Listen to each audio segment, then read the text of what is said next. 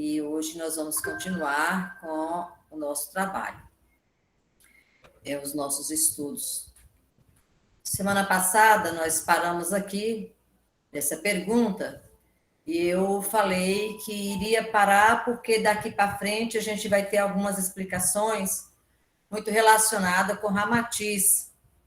E a gente sabe que Ramatiz, às vezes ele é profundo em algumas colocações, e a necessidade da gente dar sequência à sua fala, era necessário, então, a gente retomar desse primeiro slide, e daqui para frente a gente vai ter uma explicação bem mais profunda, né, quanto à função, à natureza, e a comparação de um homem comum e um médio, dentro da visão de Ramatiz. Então, a diferença entre o duplo etérico de um homem comum e o duplo etérico de um médio. Então, foi feita uma pergunta para Ramatiz: existe alguma diferença entre um homem comum e um médio quanto à natureza e à função do seu duplo etérico?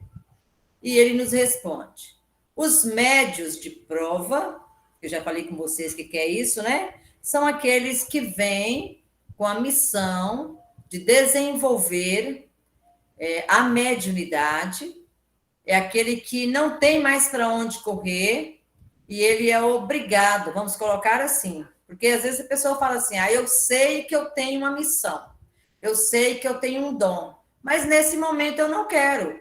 Tudo bem, né? Respeitado. Mas chega um momento em que você fala assim: agora não tem mais jeito, ou vai, não tem outro caminho. Então, são chamados os médios de prova, né? Então, isso é, aqueles que se encarnam na Terra com a obrigação primária de cumprirem o serviço mediúnico, e especialmente os de fenômenos físicos, que elaboram e consomem ectoplasma, já renascem com certo desvio na linha magnética vertical dos polos positivos e negativos do seu perispírito. Então, nós vamos ver. Por causa de uma intervenção liberada que os técnicos siderais processam no seu perispírito antes deles encarnarem, a linha magnética, que é essa linha que nós vamos ver, né? Ela cruza em cima do umbigo, que também é chamada linha medianeira, né? É o equilíbrio do médio, magnética perpendicular, que desce do alto da cabeça, passando pelo umbigo, chegando até a divisão dos pés. Cruza entre os pés do homem para dividi-lo hipoteticamente em duas metades. Se a gente observar, nós estamos dividindo o ser humano em duas metades. E desvia-se, presta atenção nisso aqui, A1, 2B, olha aqui, ó, essa diferençazinha que ele faz esse cruzamento. Na outra figura, a gente percebe essa pende-se para o lado esquerdo, que já é o perispírito e o duplo etérico. Desvia-se mais à esquerda, em diagonal, atravessando assim a zona do baço. Então, vamos entender essa figura para a gente poder entender o que Ramatiz está falando sobre o homem natural, né? O homem que não tem esse compromisso, o homem comum, como ele chama, e o médio. Ele está fazendo uma comparação. Então, isso aqui é existente em todos. Essa é a linha medianeira que nós temos. Essa linha que mostra aqui, nessa pendência para o lado esquerdo, a gente percebe um afastamento, emancipa-se, tem uma facilidade de deslocar o perispírito e o duplo etérico. Então, vamos lá. Dessa forma, e em obediência às linhas de forças que lhe obrigam o desvio à esquerda do corpo físico, vamos prestar atenção de novo, olha o deslocamento, o duplo etérico se transforma na janela aberta para o mundo oculto. Essa parte aqui, essas duas linhas, E a gente percebe aqui como se for é o corpo físico, o corpo perispiritual. Ele tem um deslocamento para a esquerda. Transforma em janela viva, constantemente aberta para o mundo oculto. Então, isso aqui possibilita a comunicação do médium com o mundo espiritual e pondo o homem em contato mais íntimo com os fenômenos extraterrenos. Então, esse homem é um médium, ou seja, o indivíduo que pressente e ausculta a vida invisível mediante fenômenos incomuns. O que ele está nos apresentando aí? Que o fato da sensibilidade ser mais aguçada, a oportunidade dessa porta ser mais aberta, o médium tem essa comunicação, tem essa sensibilidade e ele agrega toda essa condição de acessar o mundo físico e o mundo espiritual, tá? O duplo etérico durante o nascimento e o crescimento do homem, com a prova da mediunidade, também se modela, obedecendo a mesma inclinação da linha magnética do perispírito, que é essa linha aqui, ó, né? E assim fica algo deslocado à altura do baço físico e do chakra esplênico, facilitando o transe mediúnico de modo mais frequente. Então, isso possibilita a comunicação, a visão, o sentimento, as emoções do mundo espiritual. Não sei se vocês recordam, nos estudos lá atrás, quando a gente ainda estava na casa presencial, quando nos foi colocado que o médium, quando ele já vem com toda essa programação, o seu cérebro, ele vem com algumas engrenagens que o homem comum não tem. Então, é isso que Ramatiz está nos colocando. Ele vem preparado para algo que todos, né, que estão aqui na Terra, alguns não vão ter esse processo, ou essa abertura, ou essa comunicação. É como se tivesse um tanto de computadores, mas tem um computador que ele é mais capacitado, que ele tem aplicativos que outros não possuem, que não entendem. Para quê? Para que haja essa oportunidade e uma elaboração de uma comunicação. Então, à medida que a gente vai estudando, a gente vai percebendo que o lance da mediunidade, ele não se depara somente no fenômeno ou sentar à mesa e escrever, ou a dar a passividade através da psicofonia, e as outras sensibilidades que está dentro da função mediúnica. Mas a gente percebe que, à medida que nós adentramos nessa seara, nós também vamos percebendo por que existe médios e médios. Tem pessoas que frequentam a vida inteira uma casa espírita e ela fala assim, eu não sei nem por que eu estou aqui, eu não tenho nenhum tipo de mediunidade. Será? Será que a pessoa não tem uma mediunidade? Só de você ter uma sensibilidade, só de você ter a sua cabeça aberta para a compreensão dessa filosofia, dessa doutrina, de conseguir entender as coisas que ocorrem, de ser familiar com as linguagens, com o entendimento e com o fenômeno da doutrina espírita, significa que você já tem esse conhecimento, que você já faz parte dessa estrada. Agora, nós também temos que pensar que mediunidade não é privilégio de ninguém. Assim como a vida não nos dá privilégio em nenhum momento, a mediunidade também não é privilégio. A mediunidade, na verdade, ela nos oportuniza caminhar mais rápido ou refazer o nosso caminho de situações equivocadas que já tivemos. Então, passamos a ser, de verdade, um ser espiritual e uma vivência carnal. Mas como somos esse médio de prova, nós temos essa capacidade maior, essa visão mais ampla de estar no mundo físico em contato constante com o mundo espiritual. Então, o duplo etérico durante o nascimento e o crescimento do homem com a prova da mediunidade também se modela, obedecendo a mesma inclinação da linha magnética do perispírito, e assim fica algo deslocado à altura do baço físico e do chakra esplênico, né? A gente sabe onde é que está o chakra esplênico, que é mais ou menos aqui, ó, né? Facilitando o transe mediúnico de modo mais frequente.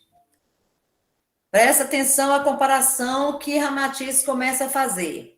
O epilético, que é bom até já uma questão da gente entender esse processo da epilepsia, o epilético também é uma criatura cujo duplo etérico afasta-se com frequência do seu corpo físico. Mas, em vez de tratar-se de um fenômeno disciplinado pela intervenção da técnica sideral, antes do espírito encarnar-se, ele ocorre com violência e absoluta imprevisão do seu portador. Ele está fazendo uma comparação. O epilético, né, ele também vem com essa engrenagem, com essa abertura. Então, vamos entender por quê. Linha 1 e 2. Nós temos A, B, 1 e 2. Por quê? Essa linha fragmentada, né? Essa linha fragmentada nos mostra entre 1 e 2, A e 1, A e 1. Aqui nós temos o corpo físico fazendo essa leve inclinação. Ele está colocando aqui que esse desvio sobre a abertura do baço abre a mediunidade prematura. Aqui é a abertura da mediunidade. Quando, independente da idade, independente do processo evolutivo, ele começa a sentir as manifestações da vida espiritual. Pois o perispírito e o duplo etérico ficam algo desviados à esquerda do corpo físico, como janelas vivas que entreabrem para o além. Por isso, o transe mediúnico do médio de fenômenos físicos, nós estamos falando aqui do médio de ectoplasma, né? Nós estamos falando do duplo etérico. E onde que forma o ectoplasma? No duplo etérico. Então, por isso que Ramatiz faz essa explicação. E o ataque do epilético apresenta certa semelhança entre si. Qual é essa certa semelhança? É justamente essa abertura onde o perispírito e o duplo etérico pende para a esquerda. Beleza, vamos lá. A diferença, no entanto, é que o médio, ele ingressa no transe de modo espontâneo. É através do estudo, é através da reforma, é através do conhecimento, é o fato de estar à frente de uma casa espírita, no sentido de ser um frequentador, de uma pessoa que está com vontade de crescer, de pessoas que têm uma visão diferenciada do que é ser humano, né? Então, o médium ingressa no transe de modo espontâneo e no momento oportuno. Toda pessoa que abraça a doutrina espírita, eu vou falar da doutrina espírita particularmente, ela começa, então, por que ela vai para uma casa espírita? Muitas das vezes por amor, mas a maioria vai pela dor. Os problemas começam a ocorrer, não consegue ter entendimento, então busca, né? Busca a casa como um hospital. E lá consegue entender todo o processo que está ali ocorrendo. Então, à medida que ele vai inteirando e se integrando dentro da doutrina, e os estudos vai esclarecendo que não existe nada demais. O que existe é que ele tem uma energia, que ele tem uma condição diferenciada de fazer uma comunicação entre o além, ou o mundo espiritual, e o mundo físico. E o médio, quando ele entra em transe, ele entra de forma espontânea. Ele entra no momento oportuno, porque tudo é feito com leveza, com compreensão, com estudo, faz-se de uma forma natural. Para o cumprimento do seu trabalho mediúnico determinado, antecipadamente pelo lado de cá. Por que ele está falando lado de cá? Porque ele já está no mundo espiritual, Ramatiz. E aí ele já está fazendo essa explicação. Aí ele fala, O epilético, no entanto, é atirado ao solo assim que o seu duplo etérico satura-se dos venenos expurgados pelo perispírito e afasta-se violentamente para depois escoá-los no meio ambiente. Olha aqui, essa abertura, ela é feita natural por um médio de ectoplasma. O epilético, não importa onde ele esteja, de qualquer outro lugar, ele pode ter uma crise. Ele cai ao chão, no momento em que o duplo satura.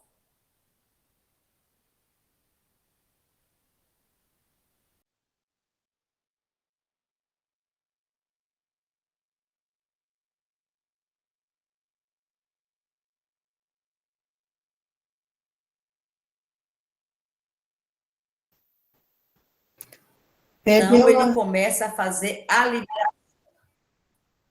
Oi? Começa a fazer essa liberação energética. Afasta-se violentamente para depois escoá-lo no meio ambiente. Vão entender mais.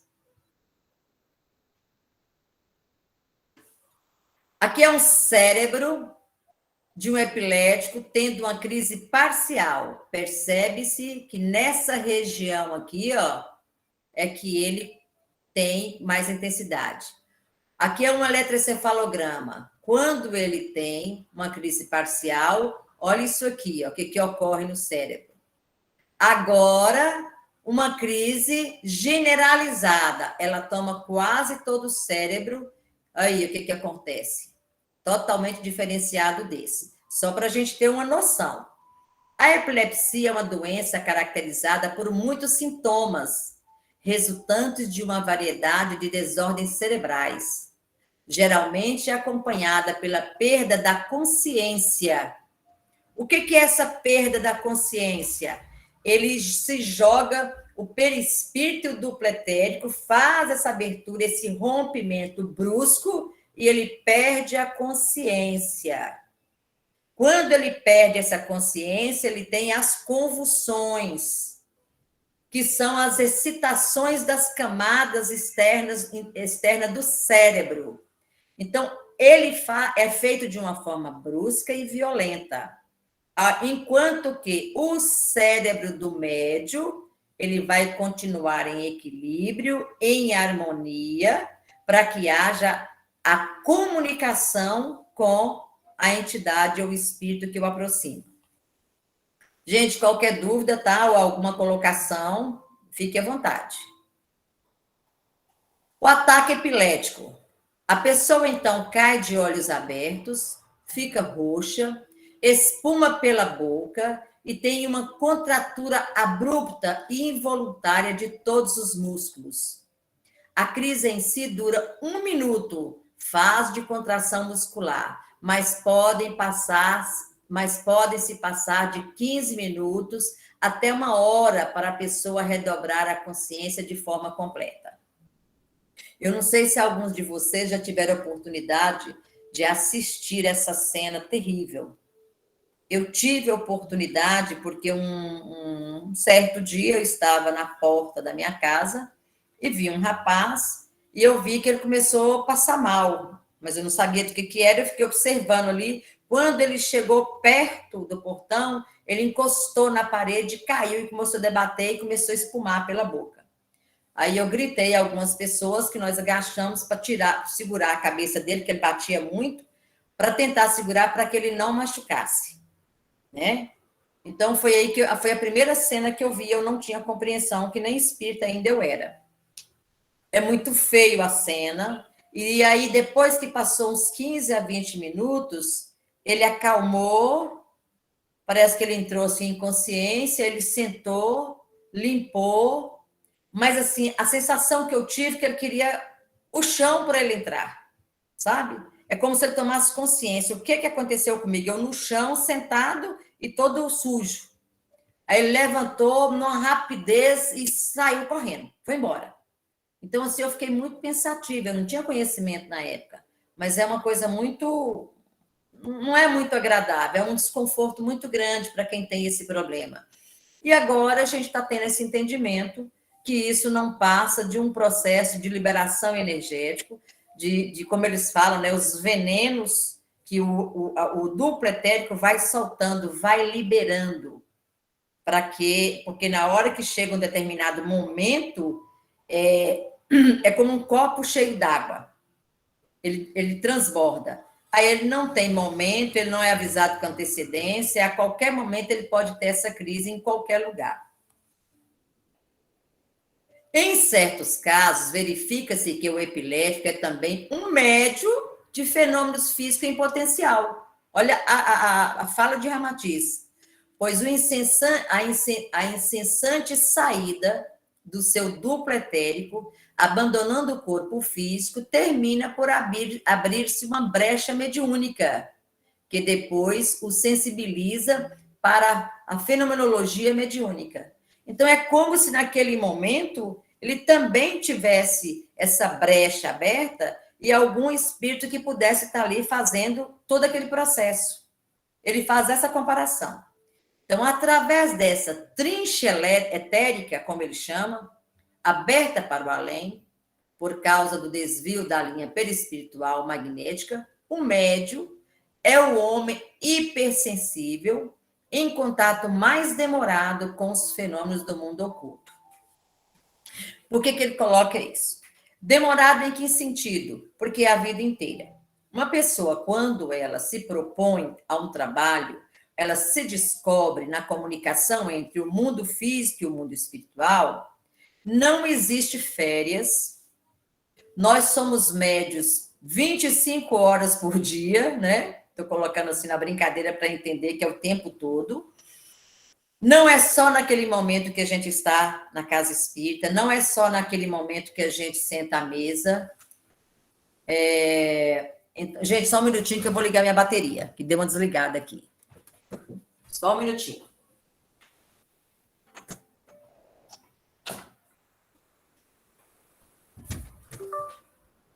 Ok, obrigada. Então, ele é constante esse processo. Agora, o que é que ocorre? Qual a diferença que a gente tem isso aí? O médio, com os estudos, com o conhecimento, com o entendimento, ele então passa a ter os momentos corretos. Ele sabe em que momento que ele vai dar passividade. Se ele começa a dar passividade em qualquer outro lugar, que não seja naquele lugar apropriado, significa que ele está obsediado, desequilibrado e sem condição, sem norte, né? Então, essa frincha etérica, ela nos permite isso, essa abertura. Mas tem que ser com leveza, com tranquilidade, com amor, com caridade, né? E, acima de tudo, com Jesus na frente desse trabalho maravilhoso. No entanto, isso também lhe é faca de dois gumes, pois caso falseie em seus costumes, devote-se às paixões violentas e cultive os vícios degradantes, arrisca-se ao fracasso espiritual na vida física, conforme já tem acontecido para muitos médios imprudentes. Isso aqui é uma lição para nós. Nós precisamos compreender que nós estamos aqui para progredir, para caminhar. E quando a gente se propõe a um trabalho para a caridade e para o amor com Jesus, significa que a gente está buscando o autoconhecimento e se encontrando. Porque essa lei de amor, essa projeção dessa lei de amor, ela não é para benefício do outro, é para o nosso, primeiramente para o nosso benefício. À medida que temos compaixão para conosco e buscamos esse autoconhecimento, nós vamos tendo como um grande instrumento auxiliar o próximo. E esse auxiliar o próximo é como aquele poço d'água que eu já falei. Parado, ele apodrece. À medida que você movimenta essa água, ela se torna mais pura, mais límpida e mata melhor a sede. Mas existe médios que têm todo esse processo, essa engrenagem, mas costumes, né? paixões violentas, cultiva vícios degradantes, ele vai entrar o quê? No fracasso espiritual. Então, ele vai ter uma queda muito grande. Ah, Fátima, mas e aí? Gente, isso é muito normal, viu? Isso aqui, ó, fracasso espiritual. Se a gente, inclusive, observar alguns médios que sobressaem pelo tipo de mediunidade, pela forma que trabalha, a gente percebe o fracasso. Vamos longe, não. Nós temos um caso, né? Nós temos aí o João de Deus. Então, o que é isso? Que é um fracasso espiritual. A pessoa se deixa levar pela vaidade, pelo poder, né? Enfim, deixa ser manipulado pelas mazelas que nós possuímos, e aí ele entra num processo ruim, porque o fim dele não é bom. Porque nós sabemos que nós temos uma leva de bons espíritos que nos acompanham. Nós sabemos que nós temos aqueles que estamos em compromissos, que viemos com eles de outra vida para auxiliar, para ajudar. Somos professores. Temos aqueles que estão aos nossos lados, os tutores. Se a gente cai, né, eles afastam. Quando a gente começa a decair, entrar numa decadência, eles afastam. Porque os bons respeitam o nosso caminhar, o nosso livre-arbítrio, a nossa forma de pensar e agir. Os ruins aproximam e interferem para que derrube mais rápido, para que a gente caia mais rápido, né? Então, a gente tem que ter essa confiança na espiritualidade, confiança em si próprio, mas a gente tem que ter Jesus como cartilha maior da nossa caminhada. Então, Ramatiz, em Elucidações do Além, vem nos trazendo esses ensinamentos. Mas vamos lá. Espera aí. Deixa eu ir por aqui agora que... Olha lá.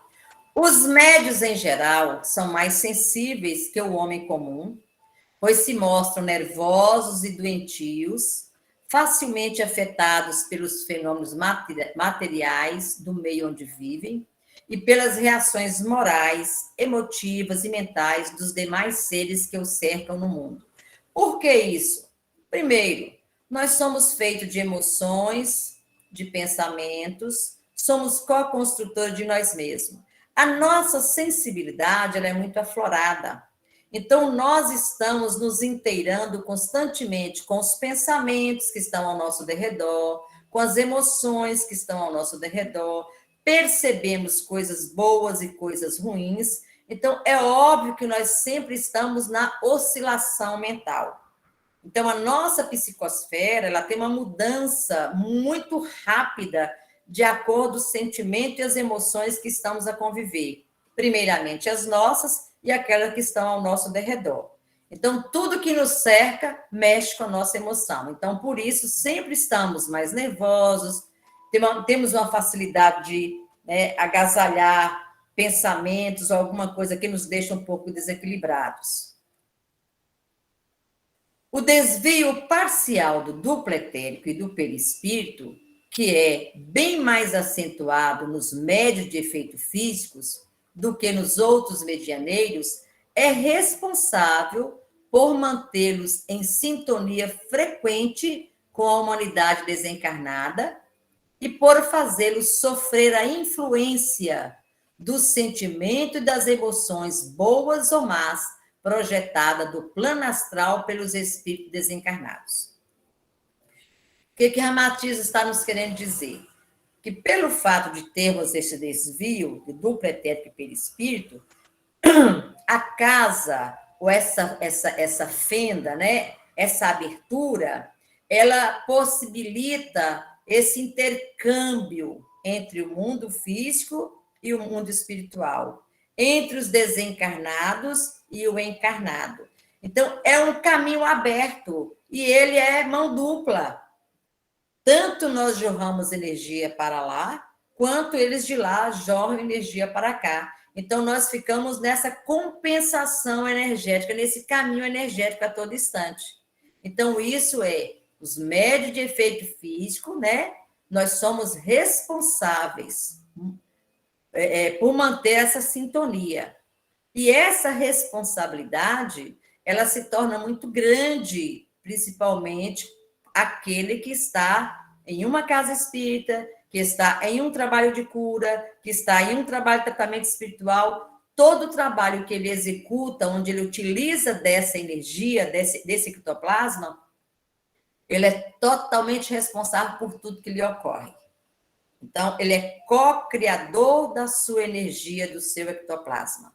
Se é negativo, se é coisas ruins, e se ele passa isso para frente, a sua responsabilidade redobra.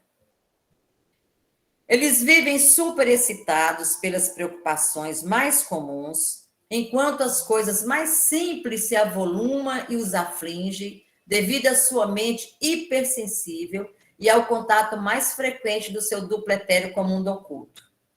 Olha a responsabilidade de um médium.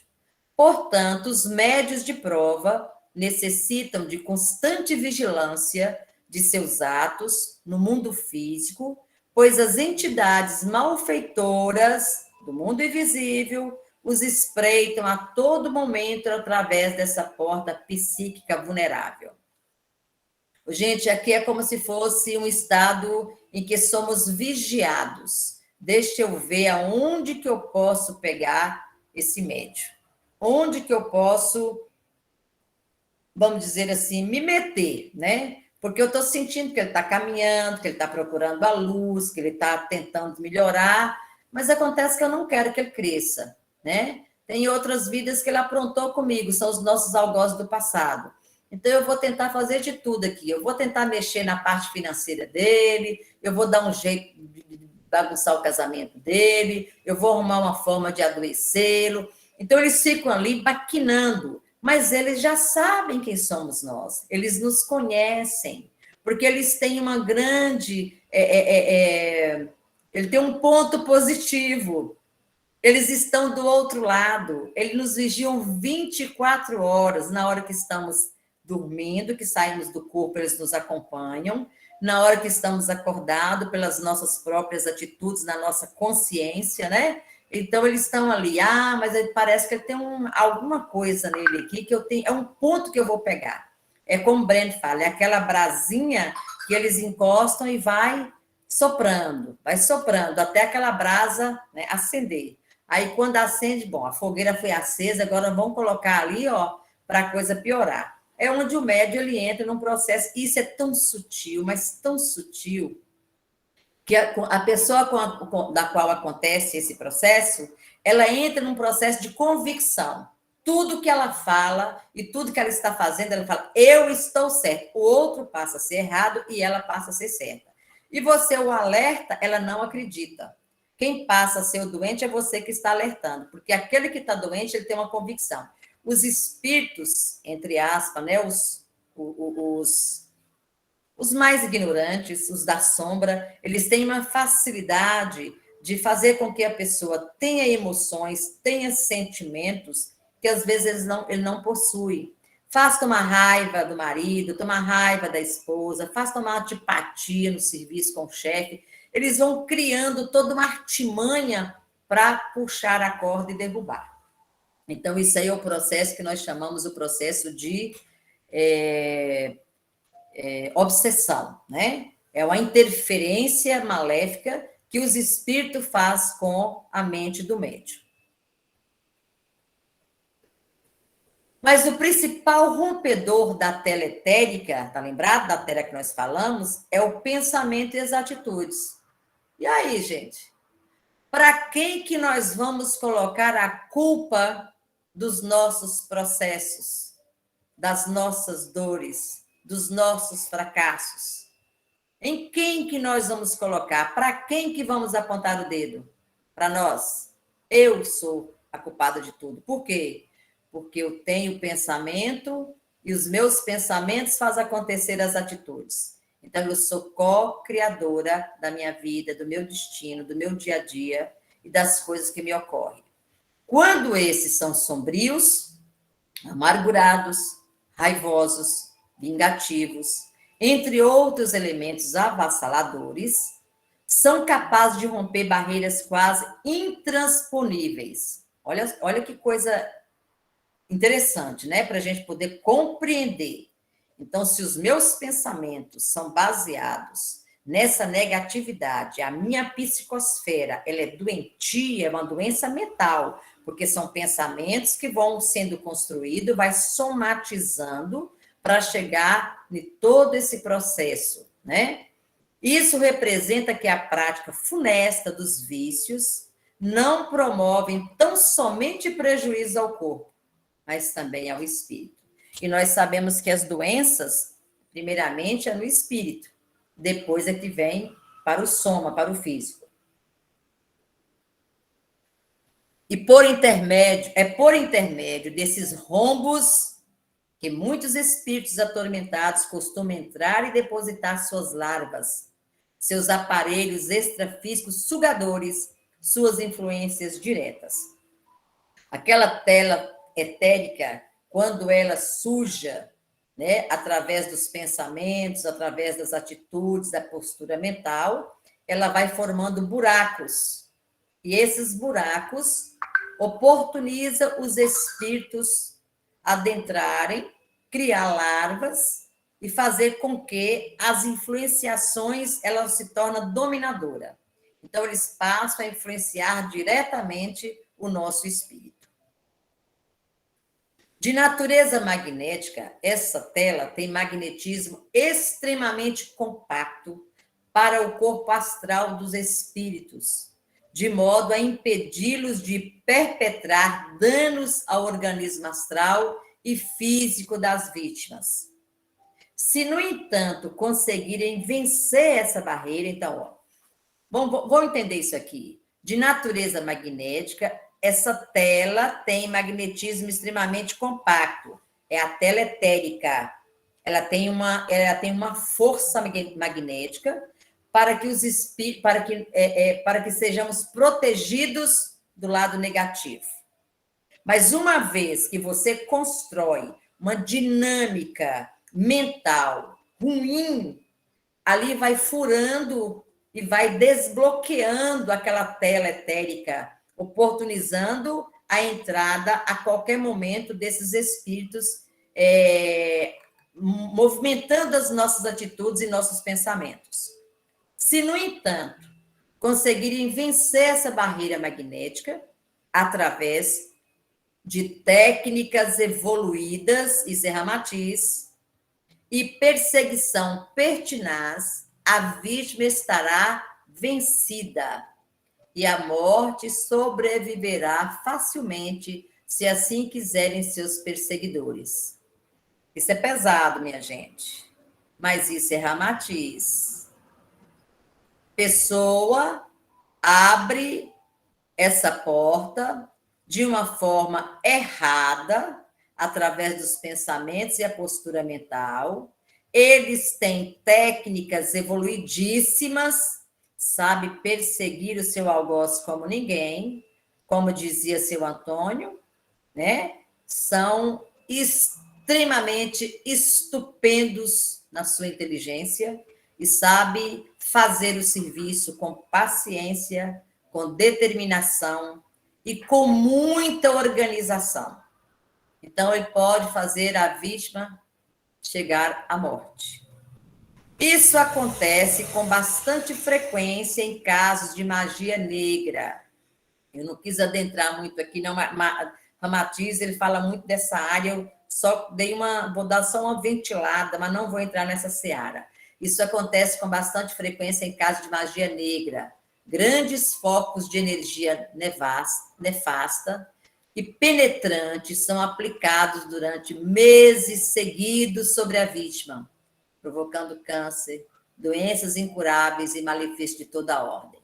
Mas é eles que provocam? Não, gente. Na verdade, nós permitimos, porque os nossos pensamentos e a nossa postura é de maldade. Maldade colhe maldade. Espinhos colhe espinhos, né? O que nós já falamos? Planta e colhe. Rompida a tela, operadores encarnados normalmente não têm condições de refazê-la. Vamos repetir? Uma vez que rompe essa tela, os operadores encarnados normalmente não têm condições de refazê-la. Quem é que faz a cura de nós mesmos? Nós. Somente espíritos superiores podem reconstruí-la, dada a frequência vibratória da sua energia. Aqui nós explicamos a condição de uma casa espírita quando nós falamos que ela funciona como a UTI com Jesus.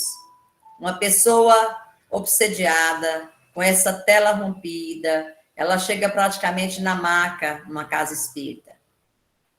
Os espíritos superiores, coordenadores de uma casa espírita, eles começam através do passe, da água fluídica e através do trabalho, né, que são trabalho de desobsessão e de cura, eles começam através dessas vibrações e da mudança que a pessoa tem que fazer, porque ela tem que começar a reconstruir pensamentos benéficos, ela tem que fazer uma postura mental diferenciada para que ela alcance o objetivo de melhorar. Quando o espírito encarnado entra em contato com outros durante o sono, a barreira dessa tela é que impede as lembranças do encontro. Estão lembrados aí? Eu sonhei essa noite com tanta coisa interessante, mas assim foi tão real, tão vivo. Na hora que eu acordei, eu lembrei, mas depois sumiu e eu estou tentando buscar esse sonho e não consigo. Qual é o fator que faz com que a gente não recorde disso aí, né? Essa tela. Essa tela não permite ter a lembrança, muitas vezes para o nosso próprio equilíbrio. Mesmo que seja negativo ou ruim o sonho, que aconteceu de verdade no outro lado, quando estamos no nosso sono profundo, descansando o soma, que é o físico, o nosso espírito ele sai.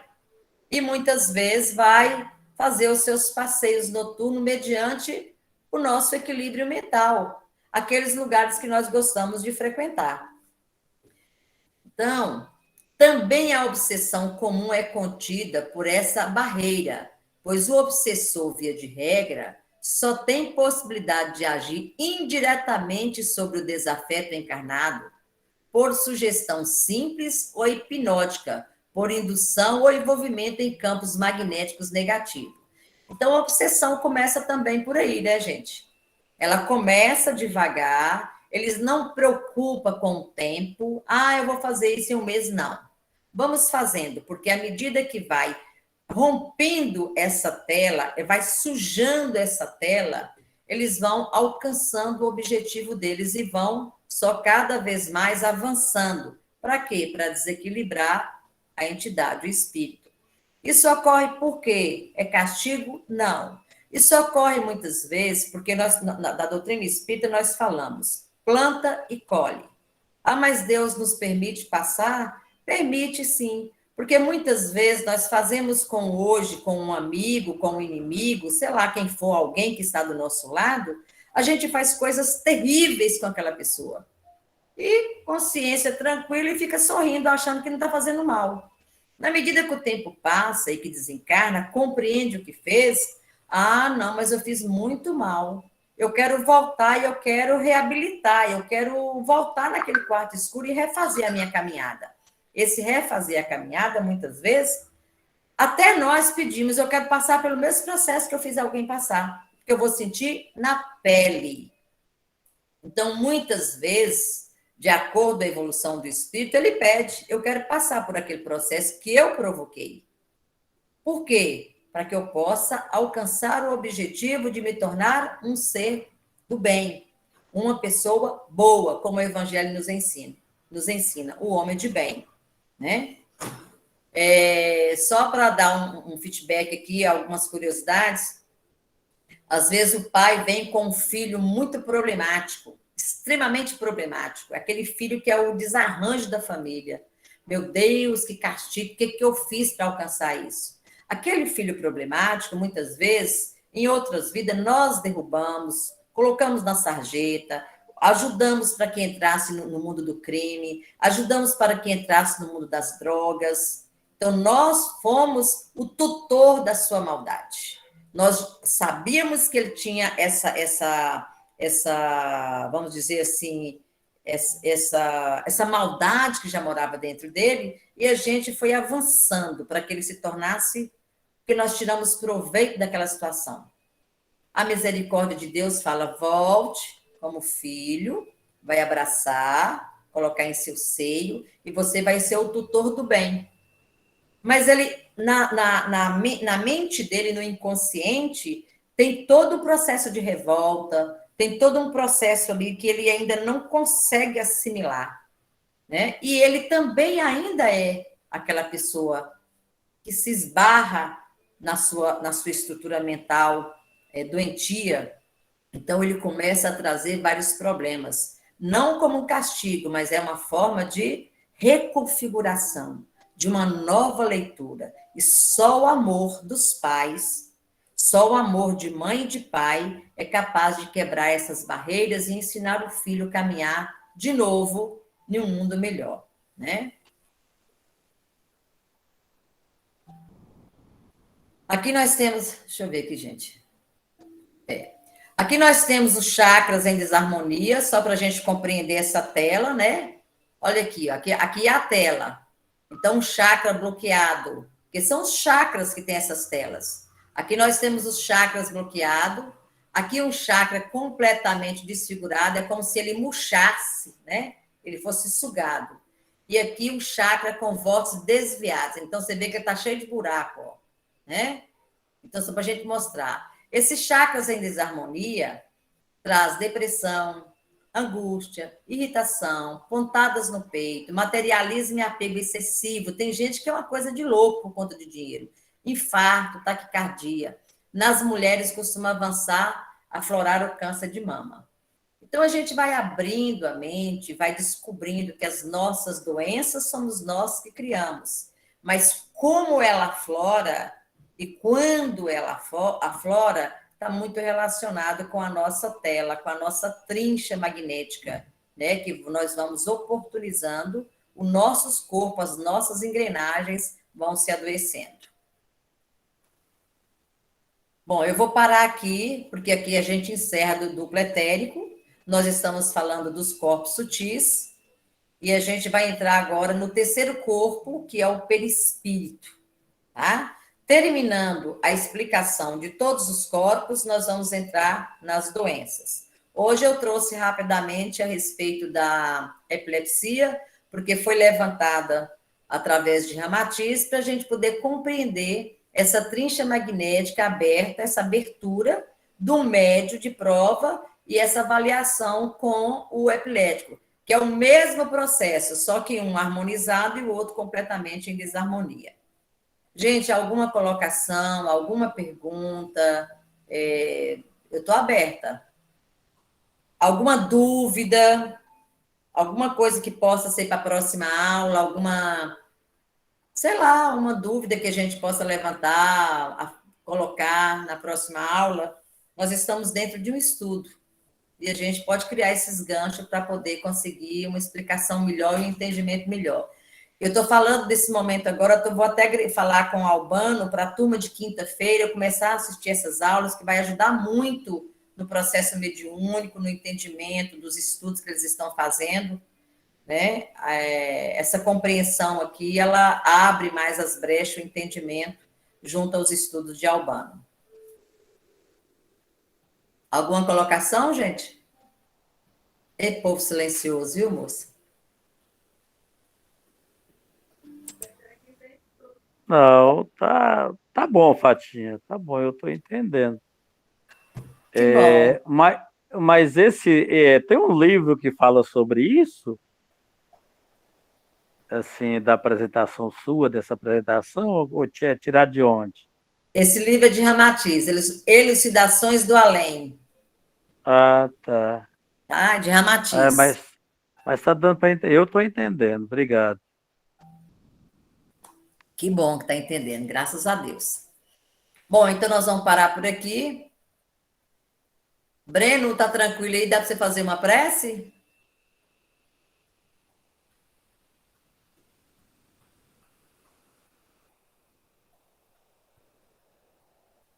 Bom, então nós vamos encerrar. agradecendo a seu Natés França, que é o nosso querido mentor dos estudos de segunda-feira, com toda a sua falange, que nos assiste, que nos intui. Agradecer a todos os trabalhadores da casa, do plano físico, do plano espiritual. Agradecer vocês pela paciência, pela tolerância e pela oportunidade que eu estou tendo desses estudos e dessa coordenação.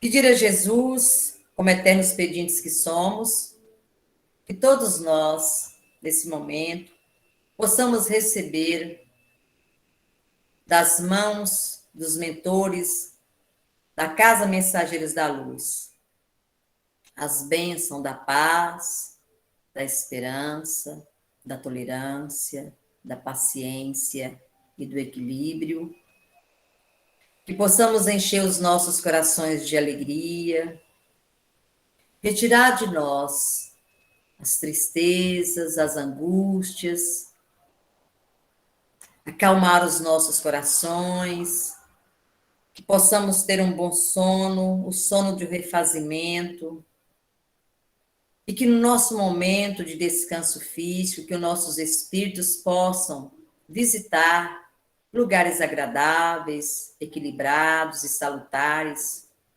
que nos traz conhecimento, compreensão e encontros com os nossos entes queridos.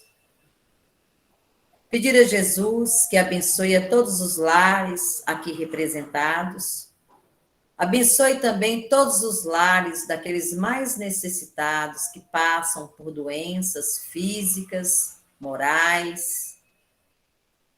Que essas boas energias possam chegar aos hospitais, aos orfanatos, aos asilos, aos cárceres, enfim, que essa boa energia abrace o nosso planeta, conduzindo a todos ao caminho da esperança e do amor, e que a caridade seja a palavra que esteja em nossos corações e em nossa boca, e que possamos sempre estender as nossas mãos para auxiliar aqueles que estão ao nosso derredor, lembrando que Jesus sempre nos concitava, fazer o bem sem olhar a quem.